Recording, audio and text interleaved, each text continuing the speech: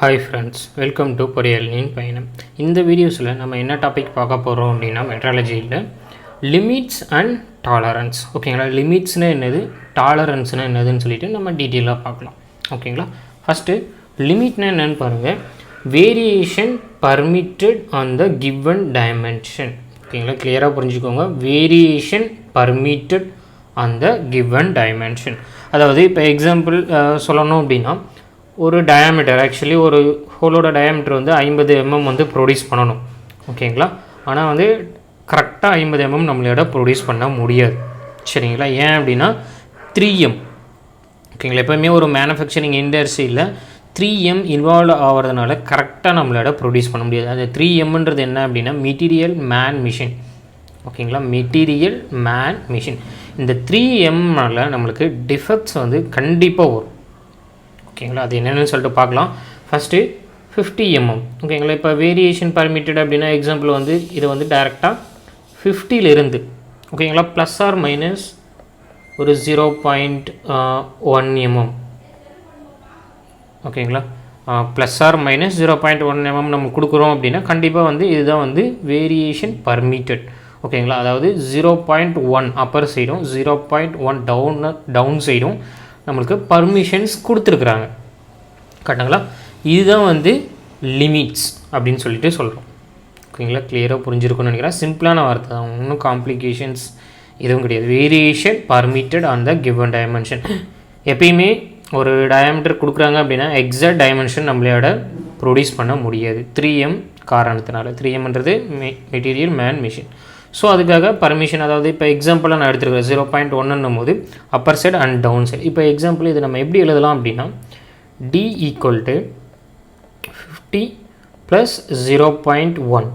ஓகேங்களா, அதே போல் 50 மைனஸ் 0.1. ஓகேங்களா, டயாமீட்டர் வந்து இந்த வேரியேஷன்ஸ் வந்து இருக்குது. ஓகேங்களா, இந்த வேரியேஷன்ஸை நம்ம என்ன சொல்லலாம் அப்படின்னா, சரிங்களா, இந்த வேரியேஷன்ஸு நம்ம என்ன சொல்லுவோம் அப்படின்னா அப்பர் சைடில், ஓகேங்களா, அப்பர் சைடில் நம்ம பர்மிட் பண்ணக்கூடிய கிவன் டைமென்ஷன்ஸை ஓகேங்களா நம்ம upper limit or H limit அப்படின்னு சொல்லிட்டு சொல்லுவோம். ஓகேங்களா, அப்பர் சைட்ஸில் நம்மளுக்கு ப்ரொவைட் பண்ணக்கூடிய அந்த variations H limit or upper limit அப்படின்னு சொல்லிட்டு சொல்லுவோம். ஓகேங்களா, அதே போல் டவுன் சைட், ஓகேங்களா, டவுன் சைட் பர்மிட் பண்ணக்கூடிய அந்த லிமிட்ஸை L limit or lower limit. ஓகேங்களா, L limit or lower limit அப்படின்னு சொல்லிட்டு நம்ம மென்ஷன் பண்ணுவோம். ஓகேங்களா, கிளியராக புரிஞ்சிருக்கும்னு சொல்லிட்டு நினைக்கிறேன். இதிலிருந்து பார்த்தோம் அப்படின்னா ஓகேங்களா கிளியராக புரிஞ்சிருக்கும். லிமிட்ஸ் வந்து இப்போ எக்ஸாம்பிள் வந்து வேரியேஷன் பர்மிட்டட் அந்த ஒரு கொடுத்துருக்கக்கூடிய கிவன் டைமென்ஷனில் வேரியேஷன் பர்மிட் பண்ணாங்கன்னா அது லிமிட்ஸ். லிமிட்ஸில் எக்ஸாம்பிள் நம்மளுக்கு 2 டைப் இருக்குது, H limit, L limit. H லிமிட்ன்றது அப்பர் லிமிட், எல் லிமிட்ன்றது லோயர் லிமிட். ஓகேங்களா, லோயராக அக்செப்டபிள் லிமிட் வந்து எல் லிமிட், ஹையஸ்ட்டாக இருக்கக்கூடிய அந்த கிவன் டைமென்ஷன்ஸில் நமக்கு அக்செப்டபிள் லிமிட் வந்து ஹெச் லிமிட் அப்படின்னு சொல்லிட்டு சொல்கிறோம். இது ஹோலுக்கும் அண்ட் ஷாஃப்ட்டுக்கும் வேரியேஷன்ஸ் இருக்கும். நம்ம பின்னாடி வரும்போது நான் டீட்டெயிலாக எக்ஸ்பிளைன் பண்ணுறேன்.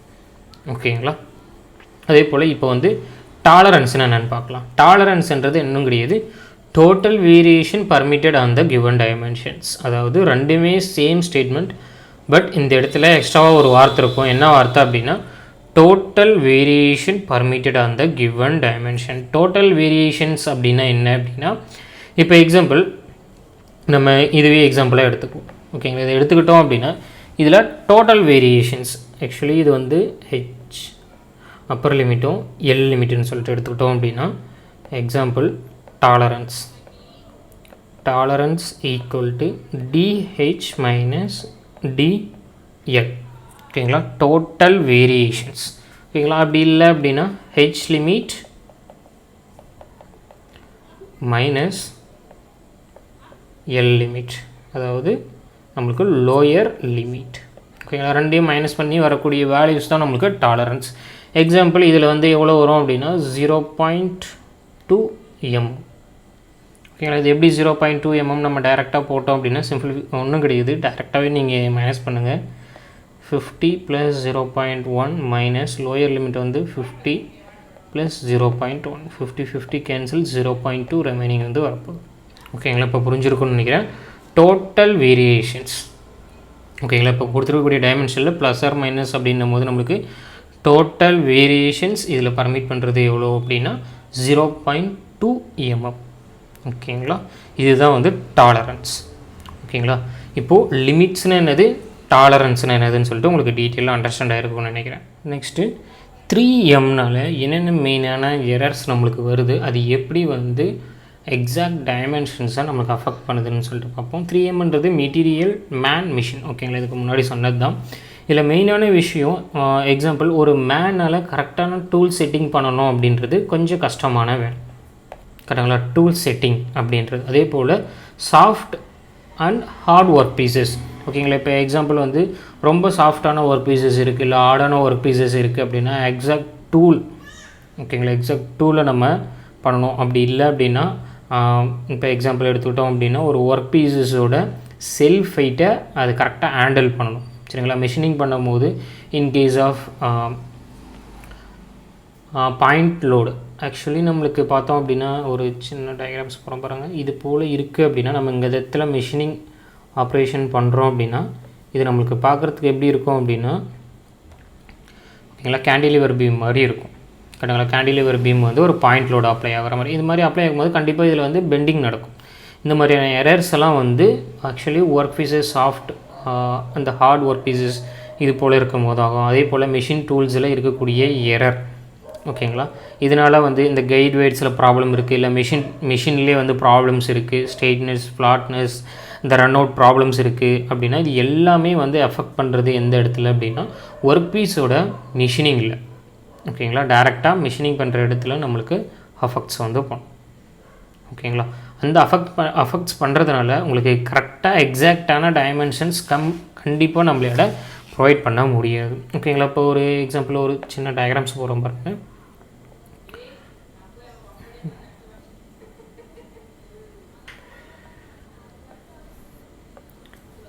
இதுக்கு முன்னாடி நம்ம மெட்டல் கட்டிங் பார்த்த சேம் டயக்ராம்ஸ் தான் வரும்.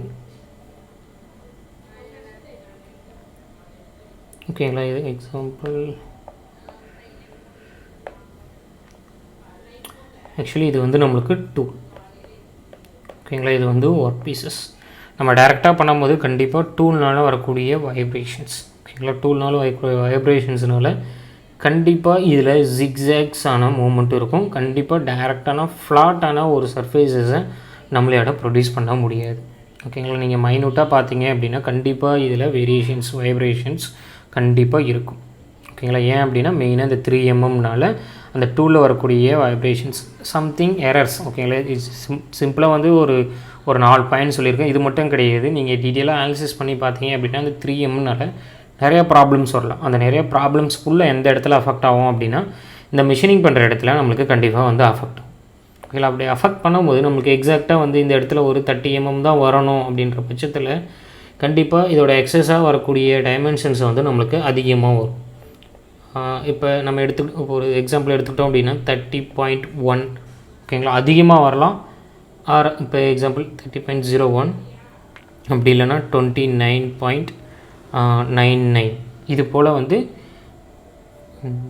இந்த இடத்துல எக்ஸாகரேட்டாக போடுறோம் பாருங்கள்.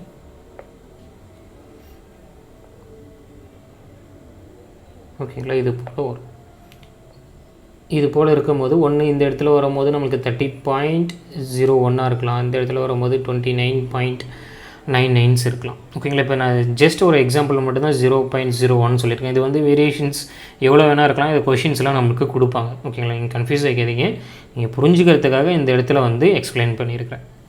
சரிங்களா, இதனால தான் மெயினாக வந்து நம்மளுக்கு ஒரு கிவன் டைமென்ஷன்ஸில் நம்மளுக்கு வேரியேஷன்ஸை பர்மிட் பண்ணுறாங்க. அந்த வேரியேஷன்ஸ் தான் நம்மளுக்கு லிமிட்.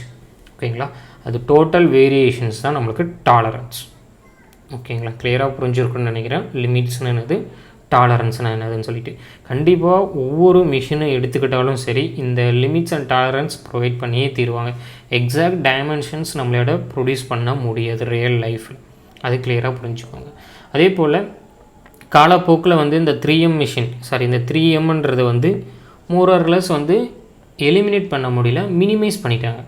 ஓகேங்களா. மினிமைஸ் பண்ணணும் போது ஒரு சில நம்மளுக்கு ஆட்டோமேட்டிக் ஆப்ரேஷன்ஸ்னால அந்த மேன்ஸை வந்து நம்மளுக்கு டைரெக்டாக ரிமூவ் பண்ணிடலாம்.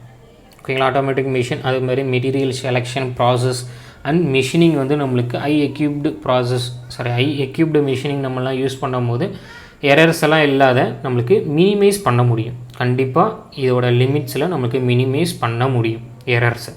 ஓகேங்களா. காலப்போக்கில் இதோட லிமிட்ஸை வந்து நம்ம கம்மி பண்ணியாச்சு. இதுக்கு முன்னாடி லிமிட்ஸ் வந்து ரொம்ப வேரியேஷன்ஸ் இருக்கும். ஓகேங்களா. இப்போ காலப்போக்கில் லிமிட்ஸோட வேரியேஷன்ஸ் நம்மளுக்கு கம்மியாயிடுச்சு. ஓகேங்களா. அப்புறம் நம்மளுக்கு உருவாகக்கூடிய இந்த டாலரன்ஸ் வந்து நம்மளுக்கு 2 இடத்துல வந்து நம்மளுக்கு மெயினாக வந்து அஃபெக்ட் ஆகும். ஓகேங்களா. அந்த 2 இடம் என்னென்னு சொல்லிட்டு பார்க்கலாம்.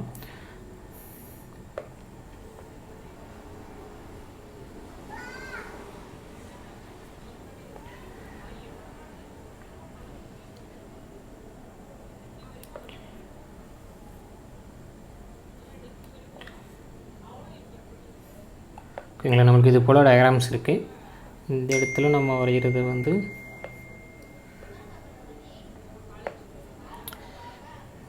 Cost versus tolerance. அது இந்த இடத்துல பர்ஃபார்மன்ஸ் ஆர் ஃபங்க்ஷனாலிட்டி நீங்கள் இது வேணால் யூஸ் பண்ணிக்கலாம்.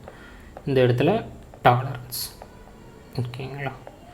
இப்போது மெயினான விஷயம் இதை நோட் பண்ணிங்க அப்படின்னா உங்களுக்கு ஒரு கிளியராக ஒரு அண்டர்ஸ்டாண்டு கிடைக்கும். இப்போ பாருங்கள், டாலரன்ஸ் இன்க்ரீஸ் ஆக ஓகேங்களா. டாலரன்ஸ் வந்து இன்க்ரீஸ் ஆக இதோட காஸ்ட் வந்து நம்மளுக்கு கம்மியாகுது. ஓகேங்களா. காஸ்ட் வைஸ் நம்மளுக்கு டிக்ரீஸ் ஆகிட்டே வந்துட்டுருக்கு. ஓகேங்களா. உங்களுக்கு கிளியராக புரிஞ்சிருக்குன்னு நினைக்கிறேன். இன்கேஸ் நீங்கள் டாலரன்ஸை கம்மி பண்ணிங்க அப்படின்னா காஸ்ட் வைஸும் நம்மளுக்கு இன்க்ரீஸ் ஆகுது. ஓகேங்களா. டாலரன்ஸ் வந்து நம்மளுக்கு கம்மியாக இருந்தது அப்படின்னா காஸ்ட் வந்து நம்மளுக்கு அதிகமாக இருக்குது. ஓகேங்களா. இன்கேஸ் டாலரன்ஸ் அதிகமாக இருந்துச்சு அப்படின்னா காஸ்ட் வந்து நம்மளுக்கு கம்மியாக இருக்குது. ஓகேங்களா. அதே போல் இந்த கிராஃபை பாருங்கள், பர்ஃபார்மன்ஸ் அண்ட் டாலரன்ஸ். ஓகேங்களா. டாலரன்ஸை நம்ம இன்க்ரீஸ் பண்ண இதோட பர்ஃபார்மன்ஸ் ஓகேங்களா, பர்ஃபார்மன்ஸ் வந்து நம்மளுக்கு டிக்ரீஸ் ஆகுது. ஓகேங்களா. அதே போல் டாலரன்ஸ் வந்து நம்மளுக்கு டிக்ரீஸ் பண்ண இதோட பர்ஃபார்மன்ஸ் வந்து நம்மளுக்கு இன்க்ரீஸ் ஆகுது. ஓகேங்களா. மெயினாக ரொம்ப முக்கியமான விஷயம் இதுதான். ஓகேங்களா. டாலரன்ஸை நம்ம செலக்ட் பண்ணக்கூடிய விஷயத்தில் இதுதான் ரொம்ப முக்கியமானது. நம்மளுக்கு பர்ஃபார்மன்ஸும் நல்ல பர்ஃபார்மன்ஸ் தேவை, காஸ்ட்டும் நல்ல தேவை அப்படின்னா இது ரெண்டுத்துக்கும் ஆப்டிமம் வேல்யூ எந்த வேல்யூஸ் இருக்கோ அந்த வேல்யூ தான் நம்ம மெயினாக வந்து எடுத்துக்கணும். ஓகேங்களா. அதே போல் இன்கேஸ் பர்ஃபார்மன்ஸ் எனக்கு ரொம்ப முக்கியம் கிடையாது, ஆனால் காஸ்ட் வைஸ் நம்மளுக்கு கம்மியாக இருக்கணும். ஓகேங்களா. காஸ்ட் வைஸ் கம்மியாக இருக்கணும் அப்படின்னா கண்டிப்பாக நீங்கள் டாலரன்ஸை நம்ம அதிகமாக யூஸ் பண்ணிக்கலாம். ஓகேங்களா. காஸ்ட் கம்மியாக இருக்கணும், எனக்கு ஃபங்க்ஷனாலிட்டி முக்கியம் இல்லை அப்படின்னா நீங்கள் டாலரன்ஸை வந்து அதிகமாக யூஸ் பண்ணிக்கலாம். ஓகேங்களா. இன்கேஸ் எனக்கு காஸ்ட் அதிகமாக இருந்தாலும் ப்ராப்ளம் கிடையாது, ஆனால் பர்ஃபார்மன்ஸ் எனக்கு அதிகமாக இருக்கணும் அப்படின்ற பட்சத்தில் டாலரன்ஸை நம்ம கம்மியாக தான் வந்து யூஸ் பண்ணணும். ஓகேங்களா. இதுதான் வந்து 2 ஃபங்க்ஷனாலிட்டி. இப்போ உங்களுக்கு கிளியராக புரிஞ்சிருக்குன்னு நினைக்கிறேன். ஒரு சில மேனுஃபேக்சரிங் மெத்தட் வந்து பிராண்டடாக இருக்கும், ஆஸ் வெல் அஸ் காஸ்ட்லியாகவும் இருக்கும். ஓகேங்களா. மெயினான விஷயம் என்ன அப்படின்னா அதில் பர்ஃபார்மன்ஸ் ரொம்ப நல்லாவே இருக்கும். இப்போ பர்ஃபார்மன்ஸ் நல்லா இருக்கும் போது டாலரன்ஸ் கம்மியாக இருக்கும். டாலரன்ஸ் கம்மியாக இருந்தது அப்படின்னா கண்டிப்பாக அதோட காஸ்ட் வந்து நம்மளுக்கு அதிகமாக தான் இருக்கும். இது டிஃபால்ட். ஓகேங்களா. இப்போ உங்களுக்கு ஒரு டீட்டெயிலான ஒரு கிளியரான ஒரு அண்டர்ஸ்டாண்ட் கிடைச்சிருக்கும்னு நினைக்கிறேன். ஏன் வந்து நம்ம மெக்கானிக்கல் ரிலேட்டடில் நல்ல ஹை பர்ஃபார்மன்ஸ் இருக்கக்கூடிய ஒரு மிஷினை எடுத்துக்கிட்டோம் அப்படின்னா ஏன் காஸ்ட்லியஸ்ட்டாக இருக்குது அப்படின்னு சொல்லிட்டு. ஓகேங்களா.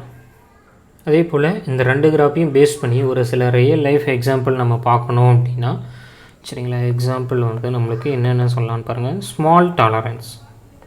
ஓகேங்களா. ஸ்மால் டாலரன்ஸ் வந்து எந்த மிஷினிங்ஸ் அதாவது எந்த அசம்பிளிக்கு ப்ரொவைட் பண்ணுவாங்க அப்படின்னா piston and cylinder arrangement in hydraulic press. ஓகேங்களா. ஹைட்ராலிக் ப்ரெஸ் வந்து சிலிண்டர். ஓகேங்களா. பிஸ்டன் சிலிண்டர் அரேஞ்ச்மெண்ட்டில் ரொம்ப டாலரன்ஸ் நம்மளுக்கு கம்மியாக இருக்கணும். ஓகேங்களா. டாலரன்ஸ் கம்மியாக இருக்கும்போது கண்டிப்பாக அதோட காஸ்ட் வந்து அதிகமாக இருக்கும். காஸ்ட்டும் அதிகமாக இருக்கும், பர்ஃபார்மன்ஸும் நம்மளுக்கு நல்லாயிருக்கும். ஓகேங்களா. புரிஞ்சிருக்குன்னு நினைக்கிறேன். அடுத்தது வந்து மீடியம் டாலரன்ஸ். ஓகேங்களா. மீடியம் டாலரன்ஸ் அப்படின்னு எடுத்துக்கிட்டோம் அப்படின்னா இது வந்து ஐசி இன்ஜின் சிலிண்டர். ஓகேங்களா, ஐசி இன்ஜின்ஸில் நம்ம மெயினாக வந்து இதை யூஸ் பண்ணுவோம். ஓகேங்களா, இப்போ ஐசி இன்ஜின் எடுத்துக்கிட்ட போது மீடியம் டாலரன்ஸ் அப்படின்னா எனக்கு காஸ்ட்டும் கம்மியாக, அதாவது ஆப்டிமமாக இருக்கணும், ஆஸ் வெல் as ஃபங்க்ஷனாலிட்டியும் ஆப்டிமமாக இருக்கணும். அப்படின்ற பட்சத்தில் நம்ம இந்த மீடியம், ஓகேங்களா, அந்த மீடியம் டாலரன்ஸை நம்ம யூஸ் பண்ணுவோம். மெயினாக வந்து மோர் ஆர் லெஸ் மேனுஃபேக்சரிங் மெத்தட்ஸில் மேக்ஸிமம் வந்து நம்ம இந்த மீடியம் டாலரன்ஸை தான் வந்து எப்பொழுதும் வந்து யூஸ் பண்ணிகிட்டு இருப்போம். ஓகேங்களா, அதே போல் லார்ஜ் டாலரன்ஸ்.